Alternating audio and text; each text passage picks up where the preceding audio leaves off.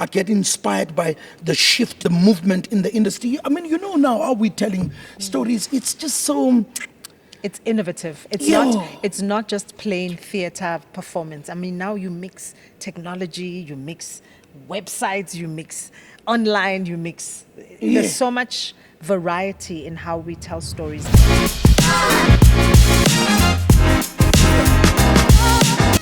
No. I can't even meet you now. Yeah, I have a pressing matter that I need to attend to, and a colleague to meet. I tell you what, I've got an idea. Why don't you come with me? Yeah?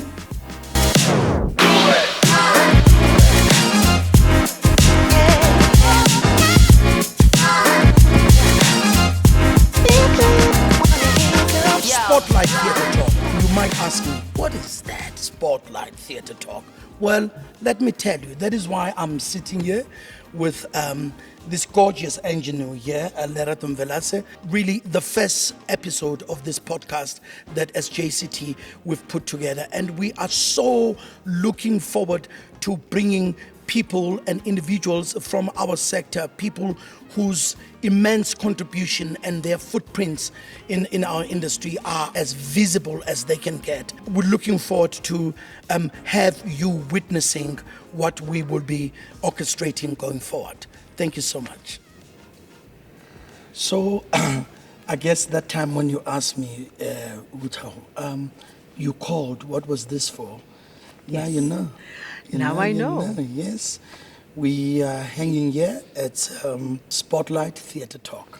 Lovely. This is it. This Lovely. is the birth of it. Lovely. So having a talk in a theatre for me is very special because my career started in theatre. And this was one of the very first theatres I performed at in the 90s. I remember coming here to watch you in Colour Purple. Yes. One of the things that you hid from an industry for a very long time is that you could sing. Yes. You know, for a very long time, For a nobody very long knew time. that you could sing. Only those that have traveled this journey of theatre performance with me knew that I sing. Yeah. But the industry at large does not know that I have a voice. So now, when you're doing your BA Honours in Dramatic Arts at Wits, I were sang. you cast in a production where you sang? I sang quite a bit. In fact, people I went to Wits with, most of them knew that I'm an all-rounder. Yeah. They knew I could dance then, sing and act. So, I mean, now to have to come work with someone like Margaret Pelang Mazela, when it was still Bob TV, I think. Yeah. I used to see her sing. What was that group? She sang for Family Factory. Yes, Yeah, Family Family Factory. Factory, yeah. And when I saw her the other day, I was like, it's amazing how some things you can hide them for as long as you can. Now that I'm coming out as someone who does sing, I'm coming out with someone like Margaret, who I used to watch. I think it was Bob TV, if I'm not mistaken, it at was that time. Bob TV. And where all these young guys they were young guys then, Yes. and now they're massive people. They're Yeah. on radio. They were trained there. So for me, Margaret, I was telling you, Mina Numtunzi number Yes. from Joyous Celebration. We grew up on the same road, like exactly Yeah. on the same road, Yeah. Shobane Road, Yeah. Kwamashu. And I said to her, Unjanu Tui. She says, who's Tui? I said, Tuntunzi. I said, but why are you calling him Tui? I said, well, That's what we call yeah, and then everybody had mine was Makokoza. Yes. Because I was always making noise, and someone said, hey, Makokoza. Yeah. So I'm finding now we're going to be working together, doing this piece at the Joburg Theatre. And I find for me also, as one gets older, which I love so much, and I've always been content around the idea of age. I just find, for me, because the more you direct, the more difficult it gets to direct. Yeah. People will think it's the other way around. So you want in the room to have people that will question decisions that you Yes, make. yes. For me, it's always the most important thing. Also to have, so it's a combination of that, people who probe, people who are saying, but why? Let's try something else. Let's try something else. Yeah. And then the idea, and I'm such a freak for mentorship. Yes. The idea of the emerging voices is something, because for me, I guess all of us, when we see a young person in our sector, it takes us back to the when fact you that started. we were young Yes. also. You know what I mean? There was a moment when I did not know. In fact, I was just fascinated by lights because I started performing Emaulin in the township. You know, there were no lights. You just kind of perform. People pay 2 rand, nicule, nigite, ni dance, and that's it. And I'm this child who's like, oh my God, I've made it. And they keep saying, there's still so much more to learn. And it took me having to experience the industry as long as I have to realize you can never stop learning. Yeah. You can never, it doesn't matter, you've been directing forever, you've been acting forever. Yeah. And I think, having worked with you over the years, that's the one thing I appreciate, that you love working with people who do challenge you, because you understand there's part of you that still needs to grow as much as, you've grown. And there's things they are absorbing from you too. And I think that's what makes, theatre mostly such a special place, because it is a creative part of our sector. We really do create, and in creation you can't create on your own. You need your people. I mean, I told you that so your beginning is at Veds. Mine is in the company called The Loft in Durban, what is probably the finest theatre company this country has ever had. And what was amazing for me is, and I still carry those sort of buckets of humility that I knew I needed at that time. You will walk into a room, you're 19 years old, and there are people who have been acting for 42 years, and you immediately tell yourself that my opinion is not important here. Nobody knows or cares. What do you have to say? And a company, I found that it taught one that when you're in a company, you immediately understand that it's never about you. Absolutely. It is about the output of the company. And the sense of ensemble, the sense of company work, the sense of knowing that you have a cohort of people that you go on stage with and you tell a story. Whether it's an indigenous story or it's a new work that you've workshopped, or it's a classic, or it's a work that is maybe continental, or it's a diasporic work. But a story is a story. We deal with the human condition. We deal with the complexities of life. But I learned that in the company, and I found that as I was sort of surfing and walking my path in this sector and just working with people, learning from them, and I realized that I am so much really turned on by the idea of I don't know. And when I meet people who ooze that kind of thing, that themselves they're looking, it's just the most exciting thing for me. And so that is why even now as a director, when an actor says to me, or an actor come and pose a question, if I don't have an answer, I'm not going to act an answer or make up an answer. I say to that actor, I don't have an answer now. When I have one, I promise you, I will come. And it then says to a person that you're directing that you don't have all the answers. It's impossible. Yes. In fact, they owe it to themselves to contribute to the work. And I think that's the part of growth. When you realize I'm not here to just perform, but I'm here to grow. And in my growth, it means I can question. I can say, actually, this is what I was thinking. How about instead of doing it like that, we try it like that? And to have a young person being told that's actually an amazing idea. You know what that does? It builds the confidence they need. They realize there is something special that I've got to contribute, and I shouldn't fear sharing what I think, or what I see, or what I understand for the character or the production. In fact, I've got a question for you when it comes to that, James. Is that why you find yourself gravitating towards certain people when you build an ensemble? Like, what is it that you're searching for the people that you've worked with? And this is mostly for me, as an actor. I've worked with you on many productions, and I'm sure a lot of us want to know, what is it that makes you look at certain people and think, I want to work with these people, I need them in the room?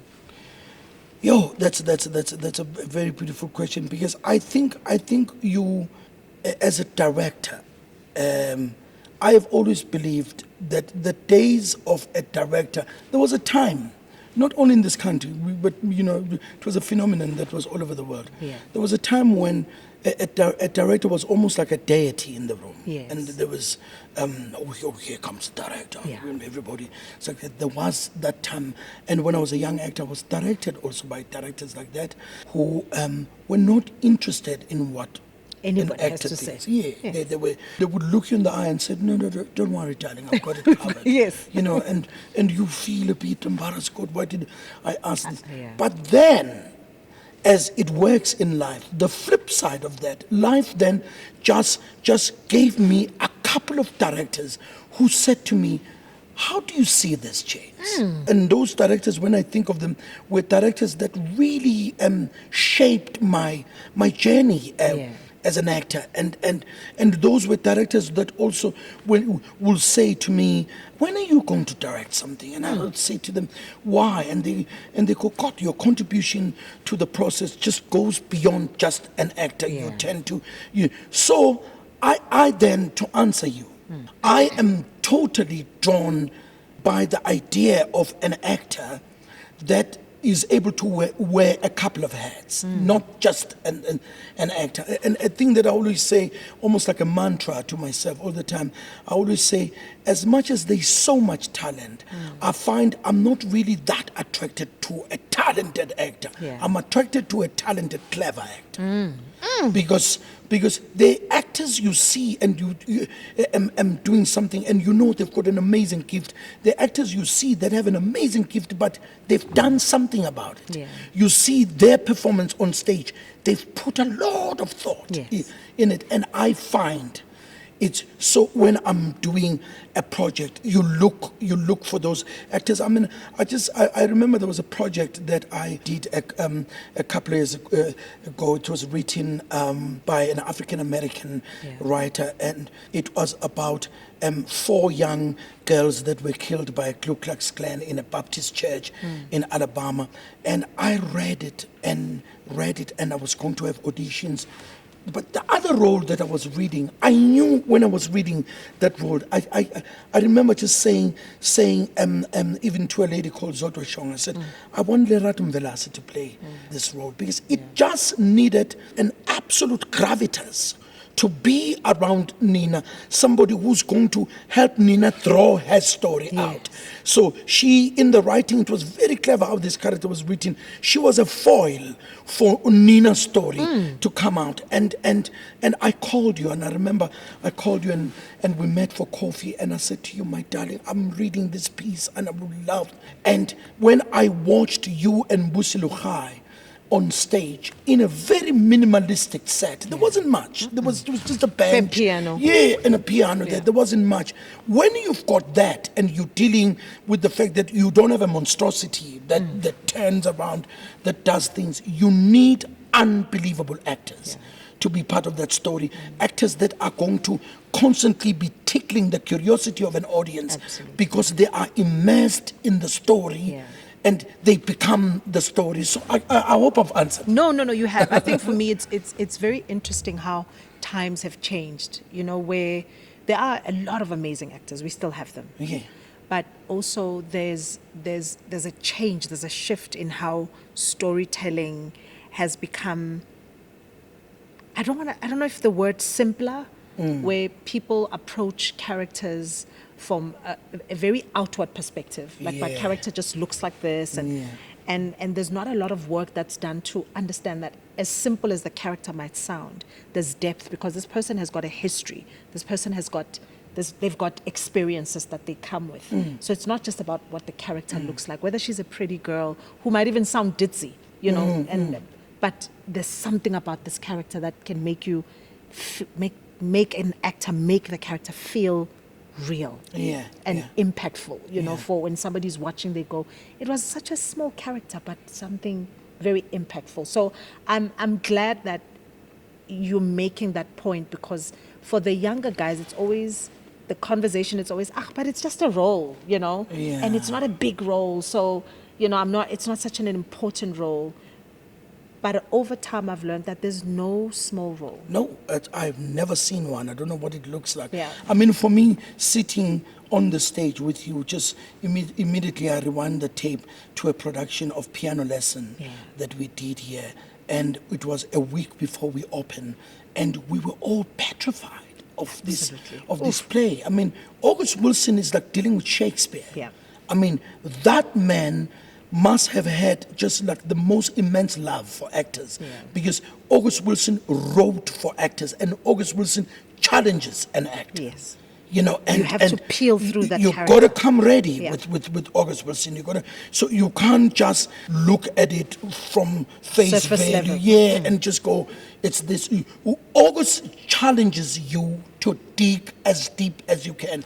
And if you look at the time that August was writing all these works, there was a desperate need for stories, and he just had this desperate need to collect the stories of these people. When you do a piece, so it was Bernice again. Yes. When you were playing, I remember even saying to you, lend me even your motherhood to this play, because you know, I know you've got 2 daughters, and Bernice in the play, she has a daughter, and I would sit and read the play, and it's called The Piano Lesson, until it really hits you that the biggest person who's getting this piano lesson is Bernice's daughter. Yes. Because she's getting how the piano arrived, just getting the encyclopedia of the family. family. And so you need just absolute amazing actors as in Bernice, as in Dorka, so that the audience, because that's the core of the piece, that's the family. Yes. And this piano is there. And the idea of you being a matriarch in that piece was just so beautiful. And I'll tell you also, Lerato, the other thing that I've learned over the years that just also makes my heart just flatter a lot. I love sitting in the auditorium and watch a play that I've directed and see actors bringing on things that were not my ideas. Yes. Things that the actors brought themselves. Yes. Then I realized that this play was made by a village. And that is why, again, I go back to the question. I want always to cast people who are as passionate about telling a story as I am, because there are a couple of things that I'm very pragmatic about that I know no director in the world will ever direct. No director can ever direct an actor's joy. Yes. No director can ever direct an actor's enthusiasm. Yeah. No director can ever direct an actor's curiosity. The actor brings that And with the him. discipline. Yeah, and the discipline. Actor's discipline. Yeah. Yeah. And I think, you know, that's the thing about theatre. It tests your discipline as an actor. You have to be unremitting with your discipline, because if you're not, the cracks will show. It will show in rehearsals, because then you start focusing on other things instead of the work at hand, and it will show in performance because you were not focused on the discipline of yourself as an actor and in the storytelling. That is so beautiful, because discipline also is a relative of humility. Absolutely. Because when there's a writer that we are tackling, we need to know that nobody could be bigger than that writer. It could be any writer. The writer is the reason you exist. Character exists. You know, and love the idea that as actors we are vessels of the writing.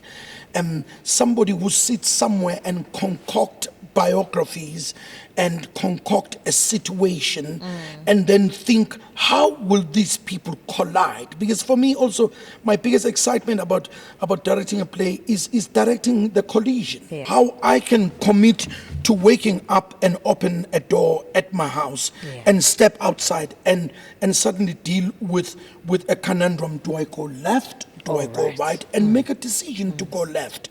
And that decision comes with something that the right wouldn't have brought. And that's the joy of an absolutely beautifully written play. Production. And you know, and so so one is drawn to material. I read a lot of plays. Yes. You know, I've always been insomniac. Me, I don't sleep. You know, you have to. I mean, you're a creative director. So you have to read. I don't sleep.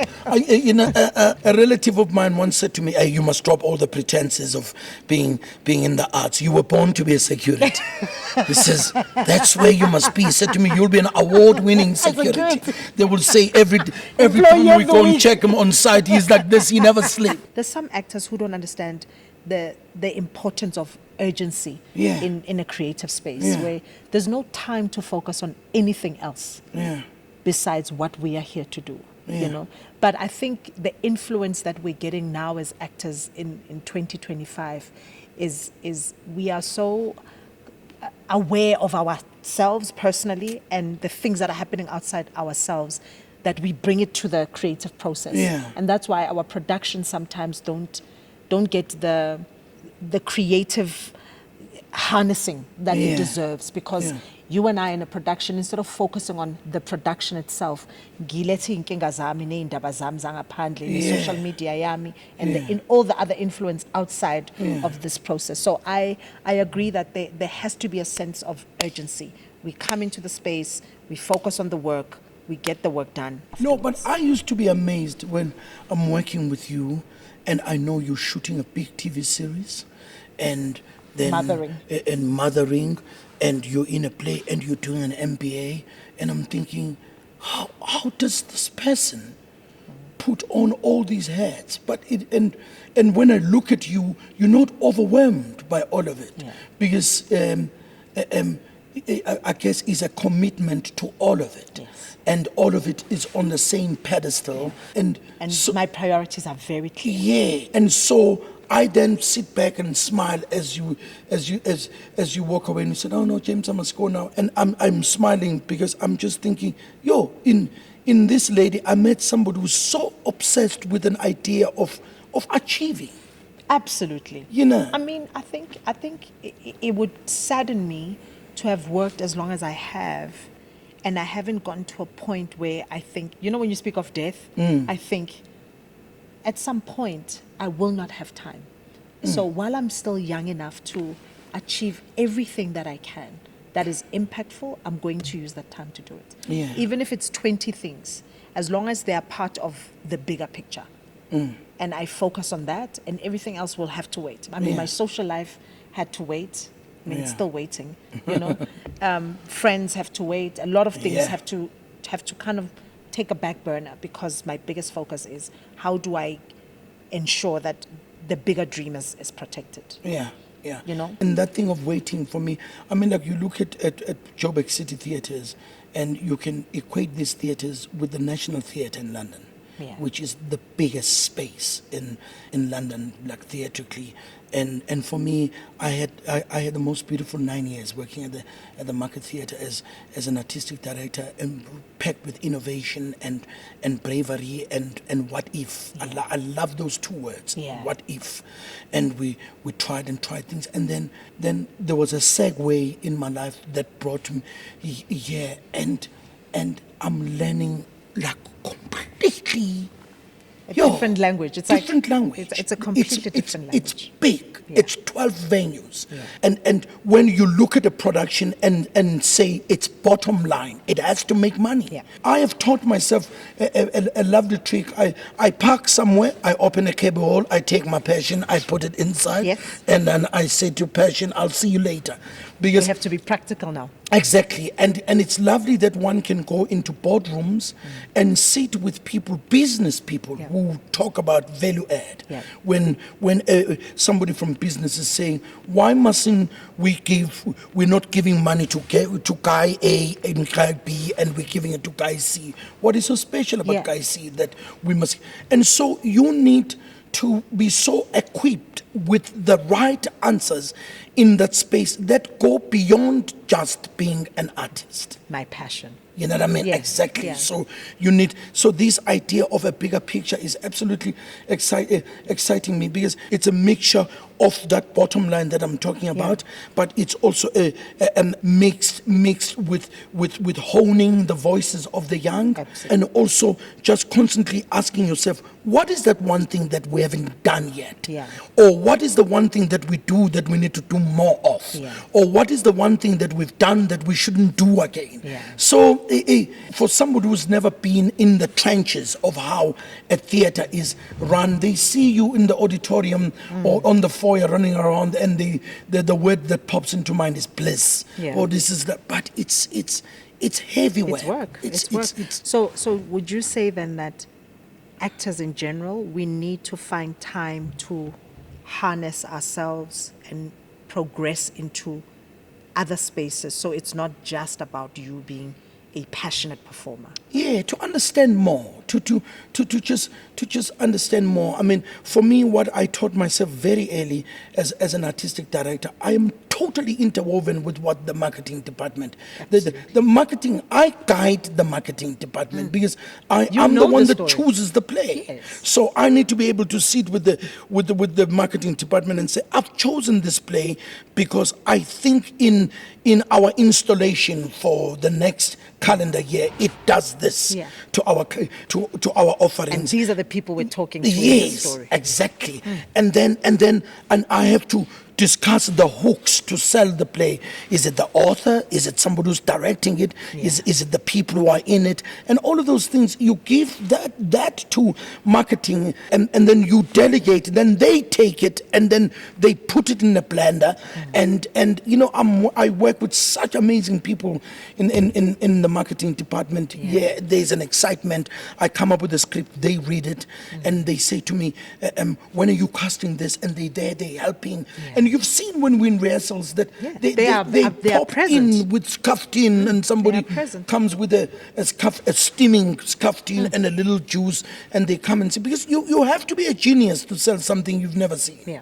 I don't know where you're drawing it from the gods. You have to see. Yeah, you know what I mean? are you talking about? Yeah, because when I'm directing a play, I sit with it, and I would have been reading it maybe for 6 months intensely, but I've known the play for years. But now when you are in a rehearsal space and there's breathing bodies with questions, you suddenly go home and sit outside and go, I thought I knew this play. I don't. Yeah.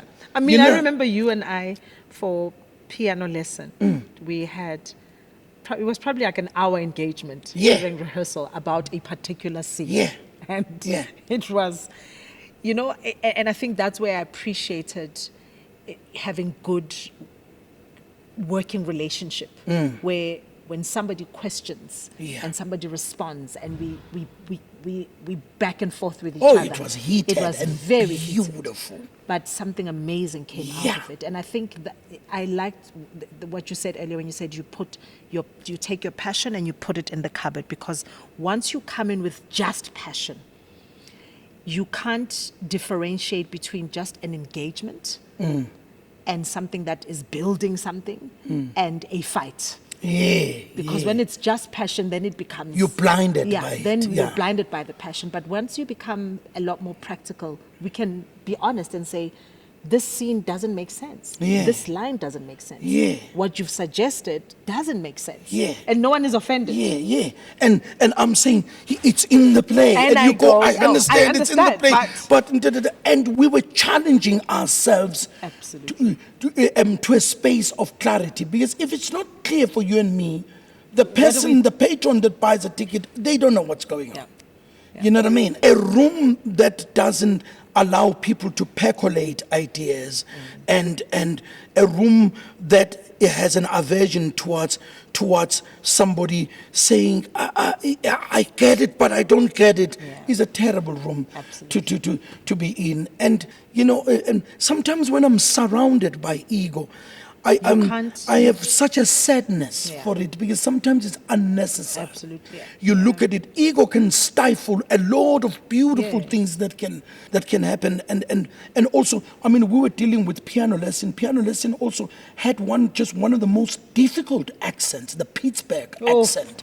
That is a mixture of all these people coming from South, and industry is mushrooming, and people go to work at these places. You just want to have the type of raconteurs, the type of orators in the piece.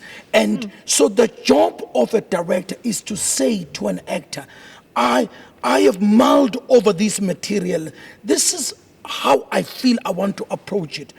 And the actor trusts that they work with it until then. An actor also has a questioning and go, we've been walking down this path, but I think we're taking too long on this path. If we take this off ramp, we go, and then you make it, I've always said you have to be absolutely delusional to think you can make a play alone. No, you can't. It's the ego. Yeah, It's your ego it's saying, delusion I can, of absolutely. another level. Yeah, you know, and yeah. you know, like you're very scholarly, and you're an actor. You bring all of those things. Your how you spent years researching things. So the way you look at things is like that, and I found that in her also. That it goes beyond. There's always a different way of doing something. Yes, Yeah. I always say I hope one just keeps meeting that ilk of a person and we will try some things. We had to chuck them out because they were not truthfully working for the piece. And so I always say, for all of us who work in these theaters, I always say we are nothing but the present custodians of these theaters that belong to people that pay tax. Ours is to serve the diverse communities that come here. And so I'm looking at how we're starting the new year, this idea of Motown, and I listened to some songs. Remember, I called you I'm and I so said, excited. "Oh my darling, there's some songs I'm hearing that I would love you to sing." Yes, I'm ready. You know, I'm very excited. And before I get to the play, now I'm excited for this podcast for you guys because there's so many young people out there that aspire to be in the space. Whether they go through the school side, whether they just go through auditions, whether somebody calls them to come in because they've discovered them. Young people having to have this type of access to information, to conversation. It's something that helps them work on themselves. You know, there are many different people that are going to be sitting on this chair and you engaging them that they look up to. And somebody says, so she did have lines and she would forget her lines. Oh, she did do a play and she does engage with the director. And the director told her, your idea is not working. So all those experiences are important for young people that be You've seen when we bring them to the room, because we love bringing young people. It's very important because one, it sets a bar for young people. Two, it's beautiful for a young person who's doing the very same BA honors in dramatic arts that you did at VETS, their second year. They're doing exactly the that. same thing in the same room. In the same room, and they come and find a Lerato Mvelase in a rehearsal room, just going, "Oh my God, this thing," and then they see that you too look for it. It doesn't fall from somewhere. And I think that the right young people with the right eyes, they then understand the magnitude that is attached to truthfully making work. Not posing making work, but to really to truthfully work on, you know what I mean? And so for me, it's been so beautiful, and I've looked at how we make theater in this country. You know, one has just been sort of like had these amazing opportunities, one to take work overseas or to go and direct actors in another part of the world. And I've discovered that the training we have in this country is on par with the world. Yes, absolutely. You know, the training, actors from this country, they can go and act anywhere. And you know, I was just sitting last year directing a play in Russia, in Moscow, directing actors acting in Russian with a translator next to me. And it tells you that language is not what connects us. It's story and it's emotions. Yes. That's what connects. Because you could have easily been like, I don't understand what they're saying. I don't know what they're saying. But you knew that this sounds right. This feels right. Yeah, because we're in a space, and somebody actually asked me, geez, how you come all the way from South Africa to direct actors here in Russian. How are you going to cope with Russian? I said to him, what do you mean? And he says, the language. And I said, I come from a country that with 11 languages. I said, there are languages from my country that I don't need a translator to, you know. So it was never a hurdle for me because the human condition that we spoke about, and there is something about humanity that whatever pocket of the world you are at, it's similar. And so by the third week, I put away the English script and I'll be talking to an actor and say to an actor, it needs an empathy. It needs you to just to drop empathy, and the translated is going, Skazala, Skazala. You know, and I'm like, you know, and I'm picking up words, Russian words, and at some point you're like, Kazala. Yeah. And one day I walked in after coffee, the actors were sitting, I said, Patom.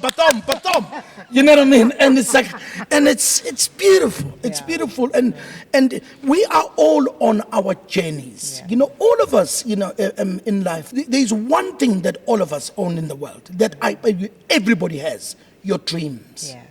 And if you cut your dreams short, you cut actually the only thing you own in the world. Yeah, the only thing you can control. It's your dreams. And so my dreams have led me to you, have led me to the most amazing people that I work with here, have led me to people. I go and watch actors I've never worked with in other places, and I go, oh my God, I would love to work with this actor. And I get inspired by what my colleagues are making. Yeah. I get inspired by the shift, the movement in the industry. I mean, you know now how we're telling stories. It's just so...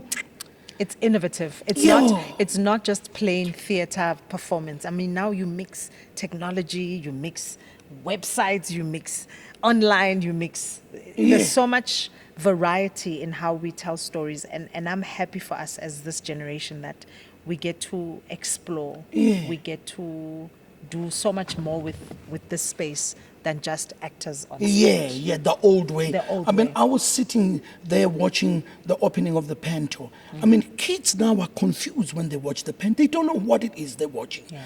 And they see a character being chased by somebody. That character runs, going, ah! They run off stage, and that character pops up on the LED screen. And this little girl was sitting. She said to him, what movie is this? And she's like... What is this? You with big popcorn and a slush, you can see this mind is saying, what is this? That for me, once that happens, you are leaving something so indelible in a kid. And that kid will be sitting with friends somewhere and they're studying, I don't know, UCT, roads, vets and whatever. And a friend will say, but why do you like going to theater? And they would remember that moment. That moment. Yeah. You know what I mean? Yeah. And for us also, what we always talk about is the fact that we sit in rooms, we rehearse, we do all the things that we do truthfully, and we say how best, and we ask ourselves questions, what more do I know of this world? Yeah. And we keep scratching like chickens, scratch the surface. Yeah. Look, we're never satisfied with things that we find. But the other ultimate humility that I think we have is the fact that some guy can call a brother or a relative or a lover and say, tomorrow night at 6 o'clock, we're going to the theater to watch this. Motown. And exactly, to watch Motown. And when we unleash these singers and they pop up and somebody is hearing a beautiful lilt, the musicians are starting, and it's like a Smokey Robinson or it's a Nicholas Ashford or it's a Babyface, and you honor somebody who's put a pause of 2 hours of their lives to come and watch you. So we can't be slack as artists and just go, I've got this. When I hear I've got this, I run for the... because you never know have what I mean? And I always say to people that I'm so scared of cool people. And somebody once said to me, why are you scared of cool people? I go, I always think they know something I don't know. Because the world is so difficult. Why are you cool? Yeah. How come you know? We're still surfacing. We're still at the bottom. Whether you are already deep in, no. And so it's that look. We said, we were chatting yesterday, and Margaret was saying to me, how are we approaching this? And I said to Margaret, you know the story of Motown, I've seen it, and I've seen it done beautifully. I mean, the one that I saw in Cape Town a couple of years ago. And so there was just something in me that felt like we always maybe sometimes treat Motown like at the end of the 60s, it ended. Yeah. And yet Motown exists to this day. So our big question is, how do we fuse the classics and the 21st century Motown and say Motown is a continuum of its own story that will just... I mean, like 2 months ago, Berry Gordy, who started Motown, was honored at the Kennedy Center. You know, those big honors at the Kennedy Center. And Berry Gordy starts the very first label owned by a black person. So there's something that even transcended the music. Just it was the music meeting adventure, meeting a generation, yes, generations. And there were new careers that were never there until he started with. Suddenly there were black people who were sound engineers. Yeah. But Perry Cody just did not live in that way. He worked with everybody because as we say we are in a thing that we share, all of us. It's a humanity. I guess we all take the story of humanity, and sometimes we move it, sometimes we do it in prose, and sometimes there are people who commit to writing it, and some people are village criers. But all of us, irrespective of where we come from, what you look like, what gender you are, we just have an obsession with story. And I'm so blessed that we've met.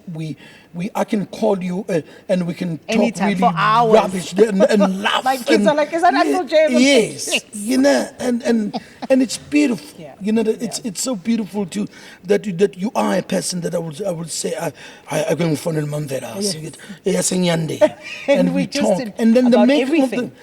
the making of the work comes from. Being able to have, absolutely, being able to have, and I think, having to share the same values when it comes to work, because you're one of those people that I know honors what they do. Yeah. And you honor it not only through the work you put in, you honor it with the people you surround yourself with. Yeah. And it's a beautiful thing for me to have witnessed over the years. You've honored the work through that. I'm sure you're going to drive your kids mad during Christmas listening to these Motown songs. They'll be like, oh my God. Is it Marvin Gaye again? But it's going to be a very exciting season. I'm looking forward to it. Thank you so much. Thank you. Thank you for having me. Thank you, guys. Well, I hope you've enjoyed this delightful tit-for-tat with Miss Lerato Mvelase. And thank you very much for joining us on our first episode. And I'm hoping that you're going to you're going to subscribe, and definitely comment on what you've heard and what you wish to see as this podcast goes on.